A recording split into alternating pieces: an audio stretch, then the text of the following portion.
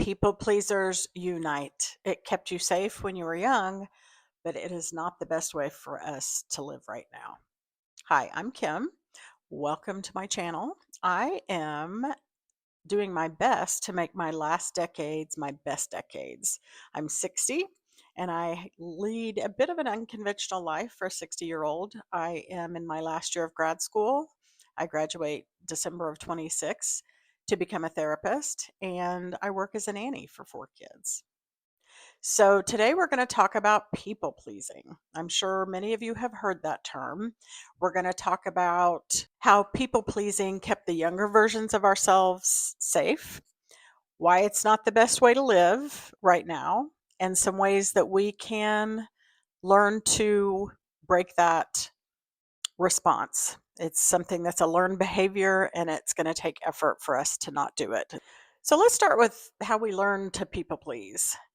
If you grew up in a dysfunctional family or had a traumatic childhood, you can quickly learn that in order to be safe or to help things be predictable, it's kind of a false sense of feeling like you have control, but we learn to use our behavior and our responses and our actions to have an impact on those around us to minimize the chaos or to try to keep crazy things from happening. Of course, as a kid, you can't really keep bad things from happening to you, but it is our instinct to try. One of the things that I remember as a kid, and there were lots of these scenarios, but my dad liked to grill steaks. Both my parents are alcoholics. I've said that in most of my videos, but so I had a very interesting childhood. So I think I was in probably, based on where we lived at the time, either in first or second grade. And we were all sitting at the table, my mom, my dad, my older sister, and me. And we had a thing in our house, or really my dad did, where if you ever said, excuse me, so if you burped or if you needed to get around, someone or bumped into him or whatever, and you said, excuse me, he would say, there's no excuse for you. Ha ha ha. And so I was sitting at the table and he must have sneezed or burped or whatever. And he said, excuse me. And I said, there's no excuse for you. Ha ha ha. Well, there was no laughter. He plucked my plate with my steak on it, took it and gave me a plate with a bone on it. So clearly I learned that was one of the times it's like, oh, okay. He may say things, but you can't say those things. And so I'm sure I never said that again.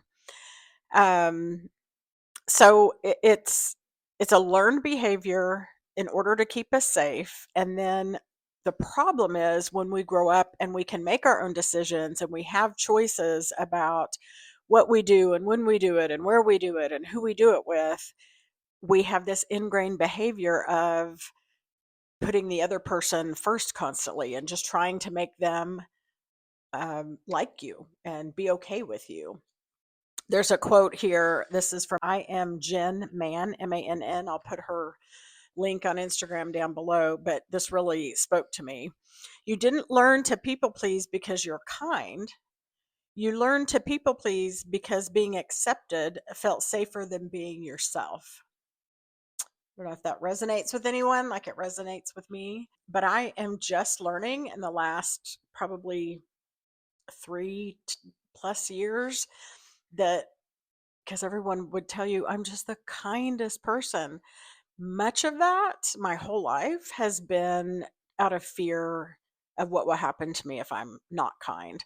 And again, this is just, don't overgeneralize. I'm not saying don't be kind. I'm saying it's not healthy to constantly yield to someone else, whether it's your husband, your kids, your mom, your coworkers, where you are never thinking about what do I want? What do I need? How do I factor into this?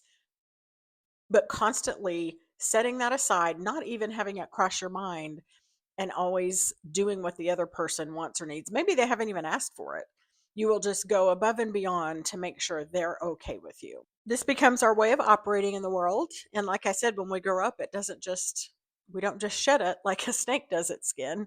It's part of us. And so, what that leads itself to, which brings us to number two, is it, it it's not healthy. It can lead to resentment. It can lead to a lot of internal stress.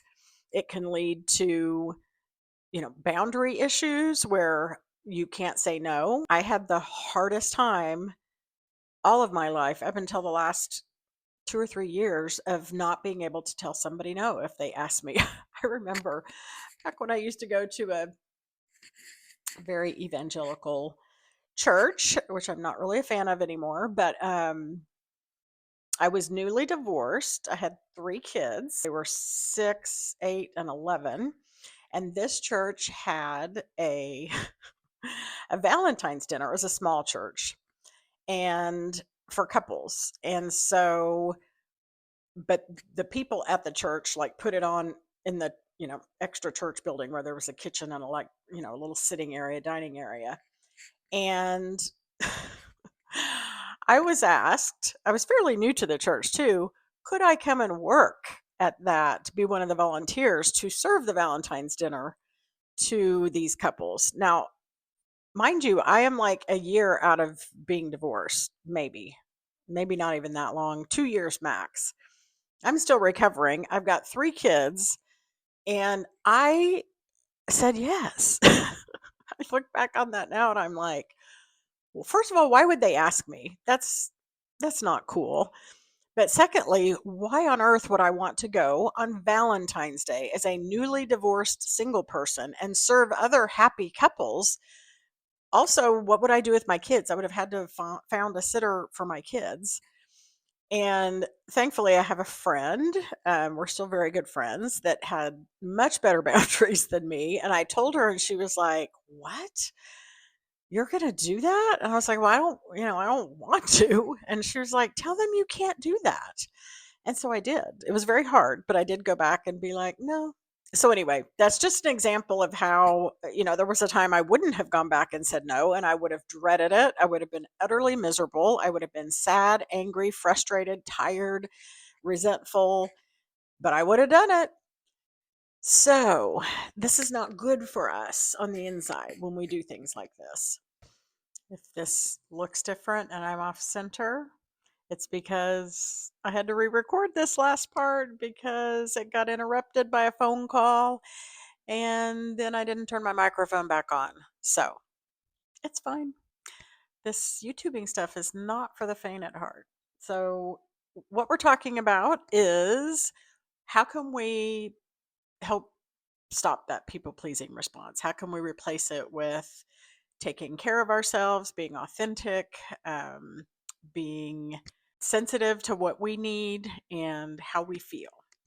So I have some notes here. The first thing is just naming what it is. It's a nervous system response when you have the reaction to people please with someone. And if you can, try to feel how it feels in your body when you do that the next time you do it.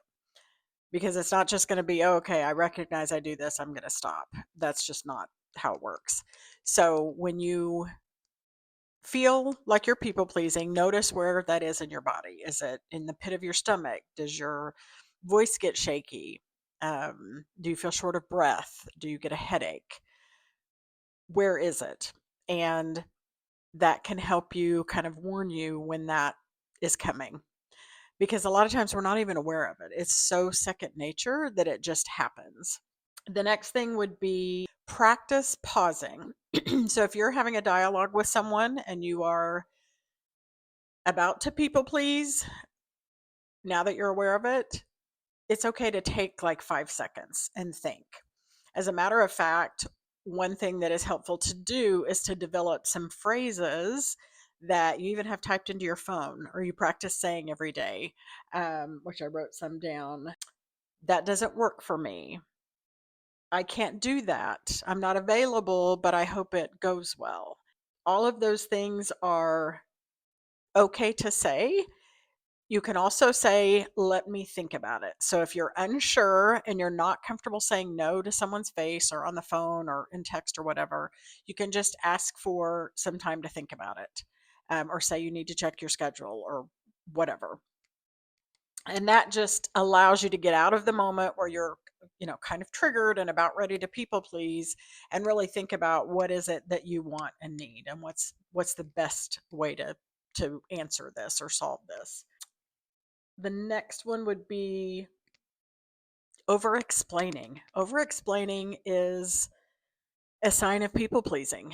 If you feel like in order to say no to something, you have to explain why you can't do it, and when this happened that you couldn't do it, and on and on and on, that's not necessary. You guys have probably all heard no is a complete sentence, and it's okay to say no. I mean, obviously, don't overgeneralize here. You can give an explanation, but just know the more you feel like you have to explain, it's probably in response to you're afraid of what that person is going to think of you if you don't brace it or kind of pat it with, but this is why. Another thing is, be aware that if you disappoint someone, and they may even voice that or show that, that does not mean it was wrong of you to react the way you did. So if you assert yourself or set a boundary or say no and someone is disappointed, that's okay. That's okay. We have to get comfortable with it feeling not okay. And really, when I think about it, the way people pleasing works, when I people please, I feel good in the moment because I'm giving them what they want, but then I'll immediately regret it and dread it and be frustrated about it. And it's just not good. Whereas if I can say no in the moment or say what I need to say in the moment, even though I think somebody's not going to like it, I will feel better later. So it's the old pay now or pay later. Pay attention to who benefits from your people pleasing. I'm not going to go too much into that, but there may be people in your life that benefit from you saying yes all the time, or being so in tune that you give them what they need before they even ask for it. It's very convenient for them if you don't have needs or you don't speak up. This isn't necessarily the case for everyone, but that is something to think about. Who benefits from your people pleasing? Separate kind from compliant. Those are two different things. So, kind is saying, I really care about you. Compliant is, I abandon myself in order to keep you happy. Two very different things. One is healthy, one is not healthy at all. So, keep that in mind. And just remember that people pleasing often comes when you are afraid of somebody being angry with you. That will lead us to fixing, smoothing, over functioning, apologizing, explaining. So be aware of when you have a tendency to do this, and maybe those first two things, like knowing that it's a physical response and how you feel it in your body, can help you recognize those. So here is an assignment for all of us this week as we try to break the pattern of people pleasing. No immediate yes. So if you are put in the situation this week where you have to give an answer, don't make it yes immediately. Buy some time and think about it. And let me know in the comments. Raise your hand if you struggle with this. You come by it very honestly, and there's no shame, but we want to be healthy, especially for all of you that are here that are around my age, a little younger, a little older. It's time to fill ourselves up with not abandoning ourselves for other people anymore. All right. I will see you in the next video. And remember, you're not too old. It's not too late. Say it out loud. I'm not too old. It's not too late. All right. I'll see you in the next one.